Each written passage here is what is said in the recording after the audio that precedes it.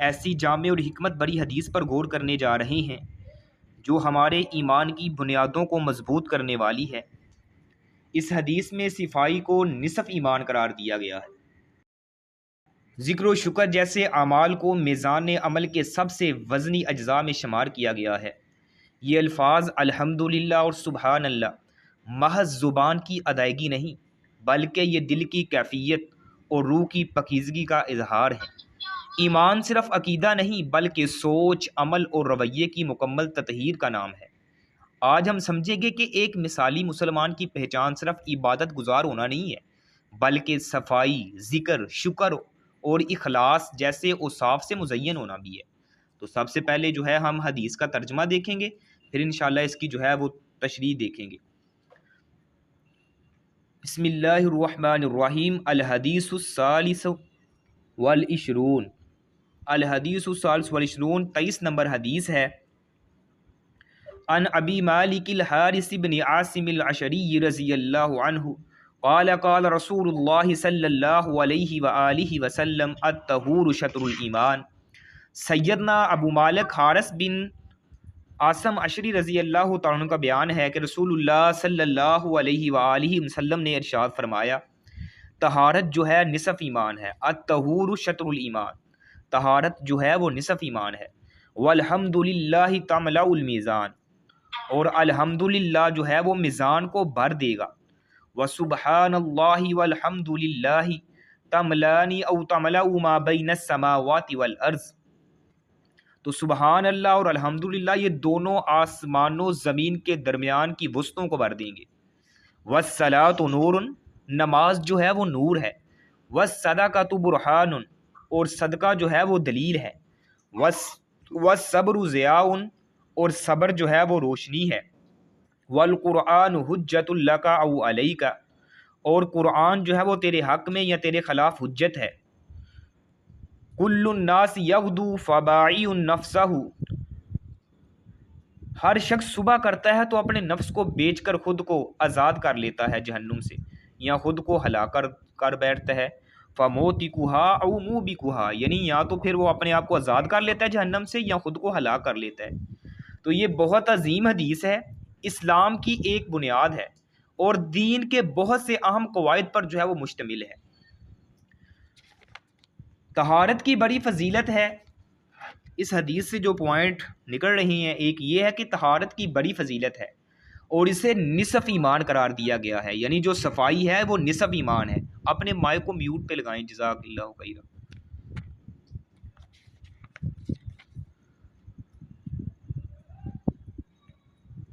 اپنے مائک کو میوٹ پہ لگائیں۔ طہارت کی جو ہے بڑی فضیلت اور اسے نصف ایمان قرار دیا گیا، یعنی الطہور شطر الایمان، صفائی جو ہے وہ نصف ایمان ہے۔ شرک و بدعت اور گناہ سے نفس کی پاکی اور غلاظت سے بذریعہ غسل اور وضو جسم کی پاکی، یعنی قلبی اور جسمانی دونوں قسم کی طہارت اس حدیث کے مفہوم میں داخل ہے۔ یعنی جو طہارت جو ہے وہ نصف ایمان ہے، اس طہارت سے مراد انسان کی جسمانی بھی ہے اور ساتھ ساتھ اس کی قلبی ہے، یعنی قلبی اور جسمانی دونوں قسم کی طہارت اس حدیث کے مفہوم میں داخل ہے۔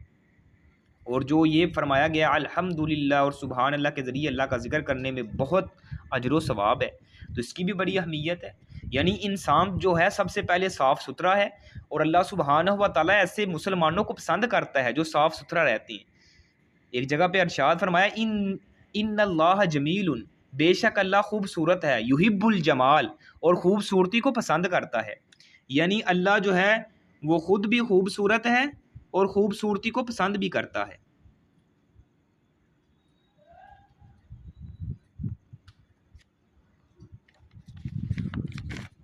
اللہ خوبصورت ہے اور خوبصورتی کو پسند کرتا ہے، اللہ سبحانہ و تعالی۔ اسی طرح ایک شخص نبی علیہ الصلوۃ والسلام کے پاس آتا ہے، اس کے بال بکھرے ہوئے ہیں۔ آپ علیہ الصلوۃ والسلام جناب محمد رسول اللہ صلی اللہ علیہ وسلم نے فرمایا، بھائی تجھے کوئی چیز نہیں ملی تو اپنے بالوں کو درست کر لیتا۔ ایسے ہی ایک شخص آتا ہے، اس کا لباس جو ہے وہ گندلا سا ہے۔ آپ علیہ الصلوۃ والسلام نے ارشاد فرمایا، بھائی تجھے کوئی چیز نہیں ملی تو اپنے لباس کو جو ہے وہ صاف کیوں نہیں کر لیتا۔ یعنی صفائی جو ہے نبی علیہ الصلوۃ والسلام نے فرمایا اللہ سبحانہ و تعالیٰ کو بہت پسند ہے۔ یعنی ایک جگہ پہ اللہ سبحانہ و تعالیٰ فرماتے ہیں، اللہ سبحانہ و تعالیٰ توبہ کرنے والوں کو اور پاک صاف رہنے والوں کو جو ہے بڑا پسند کرتا ہے۔ واللہ یحب التوابین و یحب المتطہرین، اللہ توبہ کرنے والوں کو اور پاک صاف رہنے والوں کو بہت زیادہ پسند کرتا ہے۔ تو یہ ہے کہ انسان جو ہے وہ مسلمان جو ہے وہ ظاہری طور پہ بھی اور باطنی طور پہ بھی، روحانی طور پر بھی اور جسمانی طور پر بھی صاف ستھرا رہتا ہے، اور صاف ستھرائی کو جو ہے وہ پسند کرتا ہے۔ اور الحمدللہ اور سبحان اللہ کے ذریعے اللہ کا ذکر کرنے میں بہت بڑا اجر و ثواب ہے، کیونکہ الحمدللہ میں اللہ کے تمام اوصاف کمال کا اثبات ہے، اور ہر ظاہری اور باطنی جو ہے نعمت پر شکر گزاری پائی جاتی ہے، اور سبحان اللہ میں ہر نقص و عیب اور مخلوق کے مشابہ تنزیہ اور تقدیس کا اعتراف ہے۔ یعنی جب اللہ سبحانہ و تعالیٰ کے سامنے زبان جس سے انسان جو ہے الحمدللہ کہتا ہے، تو وہ اللہ کے تمام اوصاف کمال کا جو ہے وہ اس کا اثبات کر رہا ہے اور اس کا اثبات ہو رہا ہوتا ہے، اور جب وہ سبحان اللہ کہتا ہے تو وہ ہر نقص و عیب اور مخلوق کے مشابہ تنزیہ اور تقدیس کا اعتراف کرتا ہے کہ اللہ جو ہے وہ ہر نقص سے پاک ہے۔ اور سبحان اللہ اور الحمدللہ کی اتنی فضیلت ہے، نبی علیہ الصلوۃ والسلام جناب محمد رسول اللہ صلی اللہ علیہ وآلہ وسلم کی حدیث مبارک ہے، صحیح البخاری کی جو آخری حدیث ہے نا وہ یہی ہے۔ نبی علیہ الصلوۃ والسلام نے فرمایا کلیمتان حبیبتان الی الرحمن خفیفتان علی اللسان ثقیلتان فی المیزان سبحان اللہ وبحمدہ وسبحان اللہ العظیم۔ نبی علیہ الصلوۃ والسلام فرماتے ہیں دو کلمے ایسی ہیں جو اللہ سبحانہ و تعالیٰ کو بڑے محبوب ہیں، اللہ سبحانہ و تعالیٰ کو بڑے پسند ہیں۔ کلیمتانی حبیبتانی الی الرحمن، رحمان کو بہت زیادہ پسند ہیں۔ خفیفتانی علی اللسان، زبان میں کہنے کے لیے وہ بڑے ہلکے ہیں، یعنی زبان کے اوپر جب ان کو کہا جاتا ہے ادا کیا جاتا ہے تو بڑے ہلکے سے لگتی ہیں۔ خفیفتان علی اللسان ثقیلتان فی المیزان، لیکن وہ ترازو میں میزان میں بڑے وزنی ہیں۔ وہ دو کلمے جو ہیں وہ کون سے ہیں؟ ایک ہے سبحان اللہ وبحمدہ اور دوسرا ہے سبحان اللہ العظیم۔ یعنی اتنی فضیلت ان کلمات کی ہے، یعنی یہ ترازو میں بہت وزنی ہے، زبان پر ہلکے ہیں، اور اللہ سبحانہ و تعالیٰ کو بہت پسند ہیں۔ سبحان اللہ وبحمدہ و سبحان اللہ العظیم۔ بلکہ صحیح مسلم کے اندر ایک روایت آتی ہے، نبی علیہ الصلوۃ والسلام نے فرمایا جو شخص ایک دن میں 100 مرتبہ سبحان اللہ وبحمدہ صرف اتنا ہی پڑھ لیتا ہے، ایک تو یہ ہے نا سبحان اللہ وبحمدہ و سبحان اللہ العظیم، یہ کلمہ ادا کرتا ہے۔ ایک حدیث میں آتا ہے صرف سبحان اللہ وبحمدہ 100 دفعہ ایک دن میں پڑھتا ہے، اللہ سبحانہ و تعالیٰ جو ہے اگرچہ اس کے گناہ سمندر کی جاگ کے برابر بھی ہوں، اللہ سبحانہ و تعالیٰ اس کے تمام گناہوں کو معاف فرما دیتا ہے۔ یعنی کتنی فضیلت ہے زبان سے اللہ کا ذکر کرنے کی، اور ذکر کے اتنے فوائد و ثمرات ہیں۔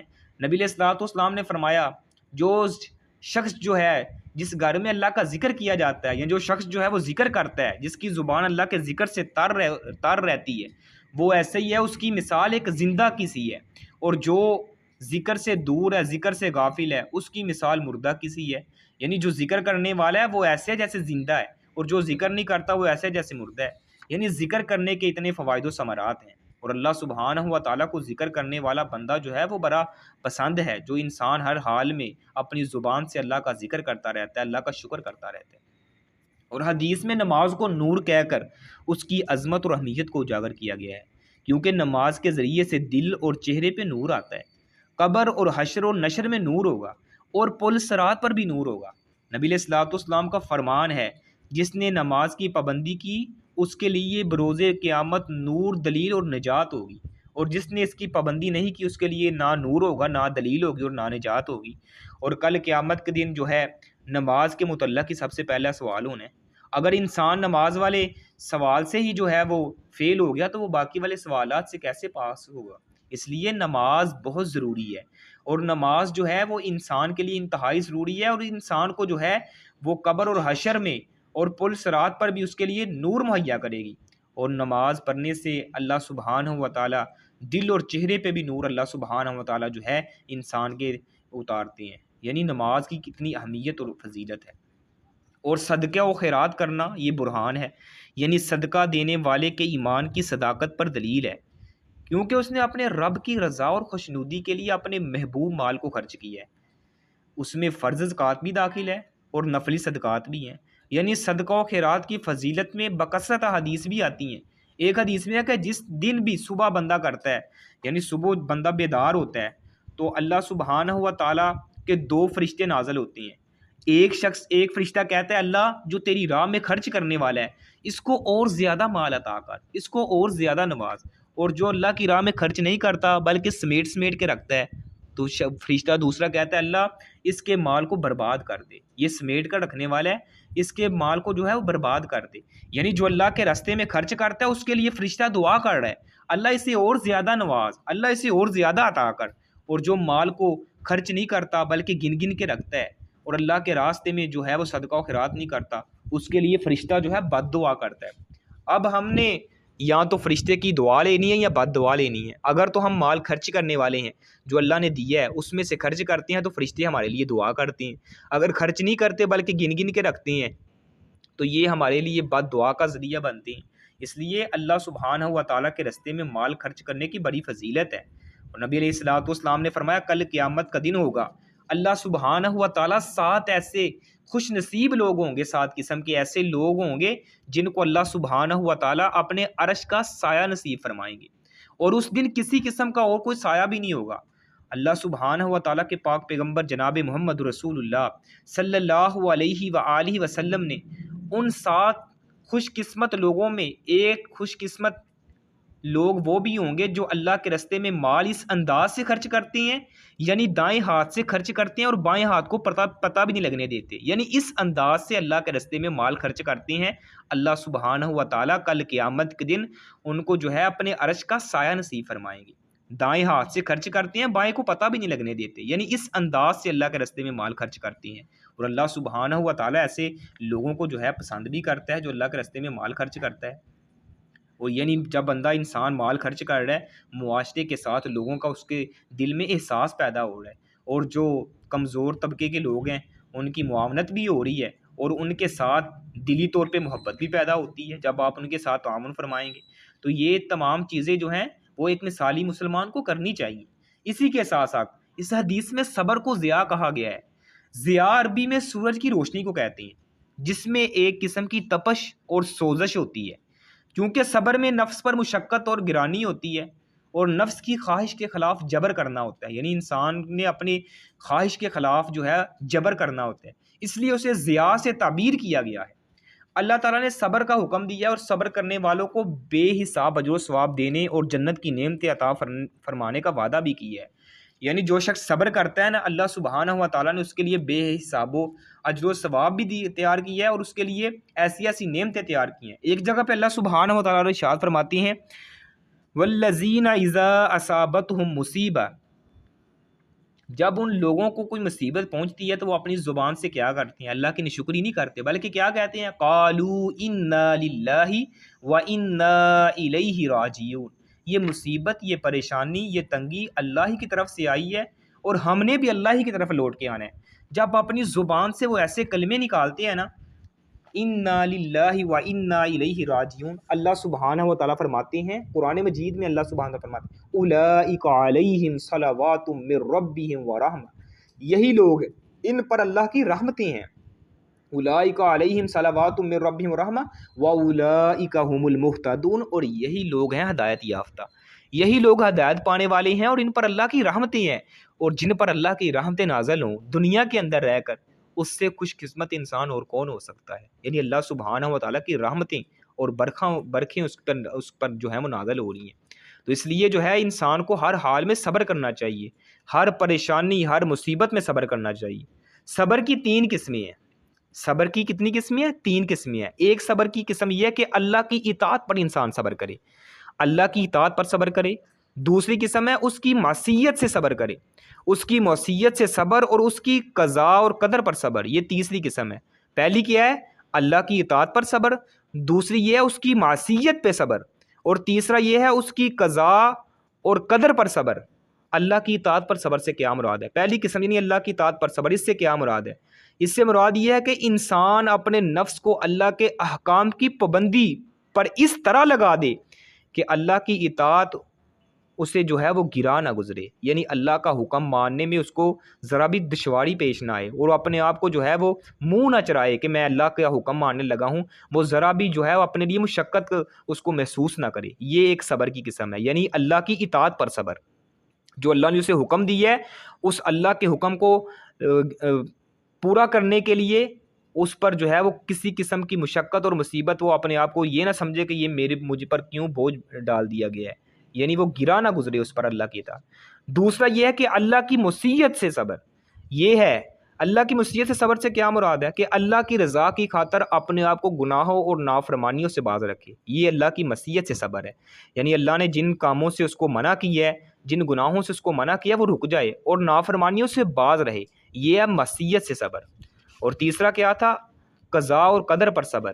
اس سے مراد یہ ہے کہ انسان کو دنیا کے اندر اس کے نفس پر، اس کے مال، اس کے اہل و عیال میں کیسی بھی مصیبت آ جائے، کوئی بھی مصیبت آ جائے، اس کے نہ تو دل میں کسی طرح کی اللہ کی تقدیر پر غصہ اور شکایت آئے، نہ ہی وہ ہاتھ اور زبان سے کوئی ایسی حرکت ہی کرے جس سے تقدیر پر ناراضگی کا اس سے جو ہے وہ پتہ ظاہر ہو، یعنی یہ اس بات کا اندازہ ہو کہ یہ جو ہے وہ اللہ سبحانہ و تعالیٰ کے فیصلے اور قضاء پر جو ہے وہ ناشکری کر رہا ہے، یعنی یہ اللہ سبحانہ و تعالیٰ کے قضاء اور قدر پر صبر ہے۔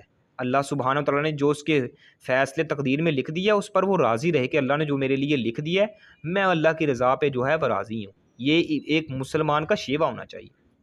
یعنی انسان نہ تو اپنی زبان سے کوئی ایسے کلمے نکالے جس سے اللہ کی ناشکری ہو، اور نہ ہی اپنے ہاتھ سے کوئی ایسے جو ہے افعال کرے جس سے اللہ کی ناشکری جو ہے وہ ظاہر ہوتی ہے۔ یعنی یہ دنیا کے اندر ہے کہ انسان اپنے نفس پر جو ہے وہ ظلم و ستم کرتا ہے، یا زبان سے ایسے کلمے نکالتا ہے، یا جو ہے وہ گریبان چاک کرتا ہے، واہ ویلا کرتا ہے، جہلیت جیسے بولتا ہے، جیسے نبی علیہ الصلوۃ والسلام نے فرمایا، نبی علیہ الصلوۃ والسلام کی حدیث ہے، آپ علیہ الصلوۃ والسلام فرماتے ہیں لیس منا من ضرب الخدود وشق الجیوب ودعا بدعوى الجاہلیہ، اس شخص کا ہمارے ساتھ کوئی تعلق نہیں ہے، وہ ہم میں سے ہے ہی نہیں۔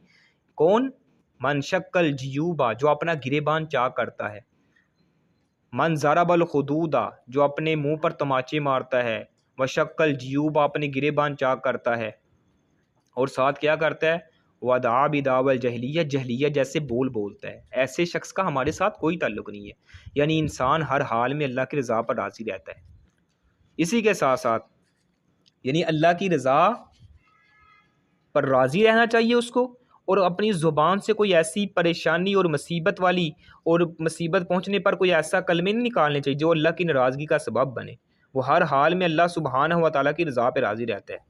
اور نبی علیہ الصلوۃ والسلام کا فرمان ہے کہ مومن کا معاملہ عجیب ہے، اس کی ہر حالت میں خیر ہے، اور یہ بلائی صرف مومن کو حاصل ہے۔ اگر اسے نعمت ملتی ہے تو وہ اللہ کا شکریہ ادا کرتا ہے، یا اس کے حق میں بہتر ہے اگر مصیبت پہنچتی ہے تو پھر بھی صبر کرتا ہے، اور یہ بھی اس کے حق میں بہتر ہے۔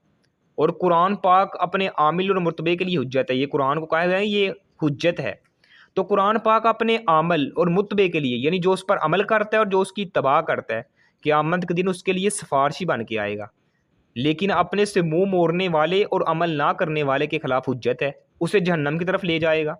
سلف صالحین میں سے کسی کا قول ہے کہ جو بھی قرآن مجید کے ساتھ بیٹھا وہ یا تو نفع لے کے اٹھا یا خسارہ کر کے اٹھا۔ ارشاد باری تعالیٰ ہے وَنُنَزِّلُ مِنَ الْقُرْآنِ مَا هُوَ شِفَاءٌ وَرَحْمَةٌ لِّلْمُؤْمِنِينَ وَلَا يَزِيدُ الظَّالِمِينَ إِلَّا خَسَارًا، یعنی یہ جو قرآن ہے جو ہم نازل کر رہے ہیں مومنوں کے لیے تو سراسر شفا اور رحمت ہے، ظالموں کو سوائے نقصان کے اور کوئی زیادتی نہیں ہوتی، یعنی ظالموں کے لیے زیادتی کے سوا اور کچھ نہیں ہے، اور مومنوں کے لیے جو ہے یہ شفا ہے۔ قرآن جو ہے اس کو ذکر بھی کہا گیا ہے نا، تو اللہ سبحانہ تعالیٰ نے ایک جگہ پہ ارشاد فرمایا وَمَنْ عَارَضَ عَنْ ذِكْرِي فَإِنَّ لَهُ مَعِيشَةً ضَنْكَ وَنَحْشُرُهُ يَوْمَ الْقِيَامَةِ أَعْمَىٰ، یعنی قرآن یہ جو ذکر ہے یہ ہم نے ہی نازل کیا ہے، اور جو ہمارے ذکر سے اعراض کرتا ہے وَمَنْ عَارَضَ، ایک جگہ پہ اللہ تعالیٰ فرماتے ہیں إِنَّا نَحْنُ نَزَّلْنَا الذِّكْرَ وَإِنَّا لَهُ لَحَافِظُونَ، یہ ذکر ہم نے نازل کیا اور ہم اس کے نگہبان ہیں۔ ایک جگہ پہ اللہ ارشاد فرماتے ہیں وَمَنْ عَارَضَ عَنْ ذِكْرِي، جو ہمارے ذکر سے اعراض کرتا ہے، فَإِنَّ لَهُ مَعِيشَةً ضَنْكَ، ہم ان کی معیشت کو تنگ کر دیتے ہیں، وَنَحْشُرُهُ يَوْمَ الْقِيَامَةِ أَعْمَىٰ، اور کل قیامت کے دن ہم انہیں اندھا کر کے اٹھائیں گے۔ یعنی ذکر سے مراد نماز بھی لی ہے مفسرین نے، ذکر سے مراد قرآن بھی لی ہے، ذکر سے مراد دیگر اور بھی چیزیں لی ہیں، یعنی ذکر سے مراد ذکر بھی لی ہے، نماز کو بھی ذکر کہا گیا ہے، قرآن کو بھی ذکر کہا گیا ہے۔ یعنی جو قرآن سے منہ موڑتا ہے، ذکر سے اعراض کرتا ہے، اللہ اس کی معیشت کو تنگ کر دیتے ہیں، اور جس کی معیشت تنگ ہو جائے اور کل قیامت کے دن اللہ فرماتے ہیں ہم اس کو اندھا کر کے اٹھائیں گے۔ اللہ سبحانہ و تعالیٰ جب اس کو اٹھائیں گے اندھا کر کے کہے گا دنیا میں تو میری آنکھیں تھیں میں دیکھتا تھا، اللہ فرمائیں گے تو نے دنیا میں رہ کے ہمارے ذکر سے اعراض کیا، آج ہم نے تیری بینائی آنکھوں کی جو ہے وہ سلب کر لی ہے۔ اس لیے اللہ سبحانہ و تعالیٰ کے قرآن کے ساتھ اس پر عمل کرنا یہ ایک مسلمان کے لیے ضروری ہے، اور مثالی مسلمان وہی ہے جو اپنے افعال و اعمال جو ہیں وہ قرآن کے مطابق ان کو انجام دیتا ہے۔ تو اس لیے ہر شخص کو جو ہے وہ قرآن کی تلاوت کرنے کے ساتھ ساتھ اس پر عمل کرنے کی بھی ضرورت ہے۔ اور سارے لوگ صبح کر کے محنت و مشقت میں لگ جاتے ہیں، لیکن کسی کی مشقت اسے ہلاکت کی طرف لے جاتی ہے اور کسی کی مشقت اسے نجات کی طرف لے کے جاتی ہے۔ تو جو شخص اللہ کے حکم کے مطابق قد و کاش کرتا ہے، محنت مشقت کرتا ہے، وہ اپنے آپ کو اللہ کے عذاب سے بچا لیتا ہے، اور جو شخص اس کے برخلاف شیطانی راہوں پر گامزن ہے، گناہوں میں مبتلا ہے، تو اللہ کو وہ غضب و دعوت دینے والے گناہوں کا ارتکاب کرتا ہے، تو وہ ذلیل ہو کر ہلاکت میں جا پڑتا ہے۔ تو اس لیے قرآن ان لوگوں کے لیے باعث رحمت ہے جو اس پر عمل کرتے ہیں، اس کی تلاوت کرتے ہیں، اس کو جو ہے وہ اپنا اوڑھنا اور بچھونا بناتے ہیں۔ قرآن کے تمام جتنے بھی اللہ نے احکام قرآن میں نازل کیے ہیں ان پر من وعن عمل کرتا ہے، تو یہ ایک مثالی مسلمان کی ذمہ داری ہوتی ہے۔ اس لیے اس کے لیے شفا بھی ہے، رحمت بھی ہے۔ قرآن جو ہے یہ ایک ایسی منظم من اللہ کتاب ہے جو اپنے پڑھنے والے کے لیے شفا بھی ہے، رحمت بھی ہے۔ اسی کے ساتھ ساتھ نبی علیہ الصلوۃ والسلام جناب محمد رسول اللہ صلی اللہ علیہ وسلم نے فرمایا یہ کل قیامت کے دن جو ہے وہ اپنے پڑھنے والے کے لیے سفارش بھی کرے گا، اے اللہ دنیا میں رہ کر یہ تم مجھے پڑھتا تھا، اللہ اگر یہ بندہ جو ہے میری تلاوت کرتا تھا یا تو مجھے اپنے اندر سے نکال دے۔ یہ سورت جو ہے کوئی سورت کی تلاوت کرتا ہے، ایک جگہ پہ آتا ہے جو سورت ملک کی تلاوت کر کے سوتا ہے، یعنی سونے سے پہلے سورت ملک کی تلاوت کرتا ہے، وہ قبر کے عذاب سے اسے محفوظ فرمائے گی، یعنی قبر کے عذاب کے اندر اس کے لیے ڈھال بنے گی۔ اللہ سبحانہ و تعالیٰ اور اس کے حق میں قرآن کی سفارش کو قبول کر کے انسان کو جو ہے جہنم سے بچا کے جنت میں داخل کرے گا۔ اس لیے قرآن کی تلاوت بھی بہت ضروری ہے۔ یعنی یہ تمام چیزیں جو تھیں یہ حدیث سے ہمیں مل رہا ہے کہ انسان اپنی زبان سے جو ہے اللہ کے ذکر کو جو ہے وہ تارا رکھے، اپنی زبان کو اللہ کے ذکر کے ساتھ تارا رکھے، اور پاک صاف رہے، اپنے جسم کو بھی پاک رکھے، اپنے لباس کو بھی پاک رکھے، اور اپنے دل کو بھی پاک رکھے، اپنی سوچ کو بھی پاک رکھے، اپنے رویوں کو بھی پاک رکھے، اپنے کردار کو بھی پاک رکھے۔ یہ تمام کام جو ہیں اس میں جو ہے وہ پاکی اور صاف ستھرائی نظر آنی چاہیے۔ اپنے اور کلمات جو ہیں سبحان اللہ و بحمدہ، یعنی ان کا اپنی زبان سے جو ہے وہ ذکر و اذکار کرتا رہے، یعنی یہ جو ہیں وہ ترازو کو بھر دینے والے ہیں۔ اور مفسرین نے لکھا ہے یہ ترازو کوئی چھوٹا نہیں ہوگا، جو اللہ سبحانہ و تعالیٰ کا ترازو ہے اس کے اندر ساتوں آسمان اور ساتوں زمینیں رکھ دی جائیں، بلکہ پوری کائنات جو ہے وہ ایک ترازو کے پلڑے میں رکھ دی جائے تو وہ ترازو کا پلڑا پھر بھی بھر نہیں سکتا، اتنا بڑا اللہ کا ترازو ہے۔ لیکن جب انسان اپنی زبان سے پورے اخلاص کے ساتھ جو ہے اللہ سبحانہ و تعالیٰ کا ذکر کرتا ہے، کہتا ہے الحمدللہ، نبی علیہ الصلوۃ والسلام نے فرمایا تملأ المیزان، تو اللہ سبحانہ و تعالیٰ اس کے ایک کلمے کی وجہ سے، الحمدللہ کہنے کی وجہ سے میزان کو بھر دیتے ہیں نیکیوں سے۔ اور جب وہ کہتا ہے سبحان اللہ الحمدللہ، تو یہ دونوں جو ہیں کلمے، دونوں جو ہیں آسمان اور زمین کے درمیان جو خلا ہے، جو وسعت ہے، اللہ سبحانہ و تعالیٰ اس کو نیکیوں سے بھر دیتے ہیں۔ یعنی اتنی فضیلت ہے اللہ سبحانہ و تعالیٰ کا ذکر و اذکار کرنے کی وجہ سے۔ اور آپ کو وہ صحیح مسلم کی حدیث بھی سنائی ہے کہ جو بندہ ایک دن میں 100 مرتبہ سبحان اللہ و بحمدہ ہی کہتا ہے، اللہ سبحانہ و تعالیٰ اس کے سارے گناہوں کو معاف فرما دیتے ہیں۔ وَلَوْ كَانَ مِثْلُ زَبَدٍ، اگر وہ سمندر کی جا کے برابر ہی کیوں نہ ہو، یعنی کتنی فضیلت ہے اللہ سبحانہ و تعالیٰ کے ذکر میں۔ اس لیے انسان کو ہر حال میں اللہ کا ذکر کرنا چاہیے اور دعا کرنی چاہیے ربی اعنی علی ذکرک و شکرک و حسن عبادتک۔ اس لیے ہمیں ہر حال میں اللہ کا ذکر بھی کرنا ہے، پاک صاف بھی رہنا ہے، اور یہ تمام چیزوں کو جو ہے ہم نے لازم پڑھنا ہے۔ قرآن مجید کی تلاوت بھی کرنی ہے، صبر بھی کرنا ہے، اور ساتھ ساتھ ہر پریشانی اور مصیبت کے اگر کوئی پہنچتی ہے تو اس کا مقابلہ کس کے ساتھ کرنا ہے؟ نماز کے ذریعے سے، صبر کے ذریعے سے۔ اگر کوئی پریشانی مصیبت آئے اس کو نماز کے ذریعے اور صبر کے ذریعے جو ہے ایک مومن جو ہے اس کا سامنا کرتا ہے۔ اللہ سبحانہ و تعالیٰ قرآن مجید میں فرماتے ہیں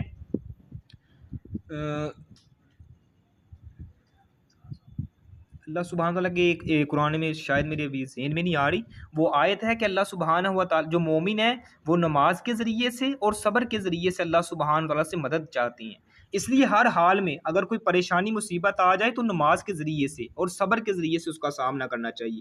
یہ آج کی حدیث اتنی اہم اور ضروری تھی جس نے ہمیں سوچنے پر مجبور کیا ہے کہ مسلمان جو ہے وہ پاک ستھرا رہے، پاک صاف رہتا ہے، اور اس کے ساتھ ساتھ وہ اپنے لباس کو بھی پاک رکھتا ہے، اپنے جسم کو بھی پاک رکھتا ہے، اپنے افعال و کردار، اپنی زبان کو بھی جو ہے وہ پاک صاف رکھتا ہے۔ اس لیے ہمیں ضرورت اس امر کی ہے کہ ہم معاشرے جس معاشرے میں بھی رہتے ہیں، ہم نے اس معاشرے کو بھی پاک صاف کیسے کرنا ہے، ہم نے ان کو گناہوں سے پاک کرنا ہے، ہم نے اپنے معاشرے کو جو ہے ایسی غلاظتوں سے پاک کرنا ہے، یعنی جو گناہوں کا باعث بن رہی ہے، یعنی جو جرم اور جرائم کا باعث بن رہی ہے۔ اور معاشرے کو کیسے پاک صاف کیا جا سکتا ہے، اس کو کتاب و سنت کے مطابق جو ہے اپنے معاشرے میں ایسے رول اور قوانین جو ہیں وہ لاگو کیے جائیں، بنائے جائیں، یا اپنی سوسائٹی میں جو ہیں وہ ایسے ایسے افعال کیے جائیں جو قرآن و سنت کے مطابق ہوں، قرآن و سنت کے پرچار کے لیے ضروری ہیں۔ تو الحمدللہ جو ہے آج کی حدیث ہمیں صرف صفائی کا درس نہیں دیتی، بلکہ روح کی طہارت، زبان کی حلاوت اور دل کی بندگی کا راستہ بھی دکھاتی ہے۔ یہ ہمیں سکھاتی ہے کہ مسلمان صرف نام کا نہیں بلکہ کردار کا، گفتار کا اور اطوار کا مجموعہ ہے۔ صفائی نصف ایمان ہے، تو کیا ہمارا گھر، جسم اور لباس بھی نہیں، ہمارا دل، نیت اور نرمی مزاج بھی صاف ہونا چاہیے۔ اور الحمدللہ اور سبحان اللہ صرف تسبیح کے دانوں پر نہیں، زندگی کے ہر لمحے میں ہمارے شکر اور عظمت رب کی گواہی ہونی چاہیے۔ اور ایمان صرف نماز پڑھنے کا نام نہیں ہے، بلکہ ایمان یہ ہے کہ ہم اپنے آس پاس کو پاک رکھیں، دلوں کو ناپاک نہ کریں، اور زبانوں کو زہر سے نہیں ذکر سے تار کریں۔ تو وہ جو مثالی مسلمان بننے کی تمنا رکھتے ہیں نا، یہ حدیث ان کے لیے آئینہ ہے کہ اپنا ظاہر دیکھیں، باطن کا محاسبہ کریں، اپنی زبان کو سنوارو، دل کو بیدار کرو، اپنی زندگی کو ذکر، شکر اور صفائی سے روشن کرو، کیونکہ مثالی مسلمان تو وہی ہوتا ہے نا جو پاکیزہ ہو، شاکر ہو، ذاکر ہو، اور کردار بھی اس کا چمکتا ہو۔ تو یہ تھی آج کی حدیث۔ اللہ سبحانہ و تعالیٰ سے دعا ہے کہ اللہ ہمیں سب کو